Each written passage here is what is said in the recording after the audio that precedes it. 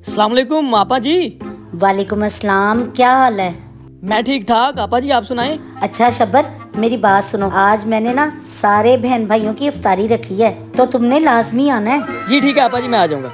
अच्छा, मैं ना जल्दी में सारा सामान इफ्तारी का ले आई हूँ तो बस ना समोसे भूल आई हूँ, तो आते हुए प्लीज ले आना। जी ठीक है आपा जी, मैं ले आऊंगा। Hello hello. अच्छा, आज मैंने ना इफ्तारी रखी है सबकी, तुमने लाजमी आना है। जी जरूर आपा, मैं पहुंच जाऊंगा।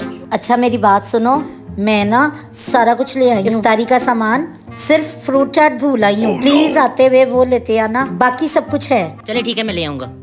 क्या हाल है मलाइका? मैं ठीक ठाक, आपा आप कैसी हैं? मैं भी ठीक हूँ। अच्छा, आज मैंने इफ्तारी रखी है, सब आ रहे हैं और तुमने तो लाजमी आना है। क्या आपा, मैं आ जाऊंगी।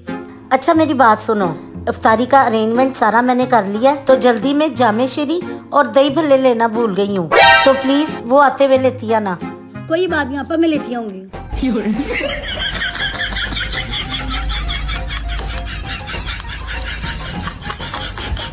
अगर आप लोग भी इस तरह की मुफ्त इफ्तारी करवाना चाहते हैं तो मेरे वाला आइडिया इस्तेमाल कर सकते हैं।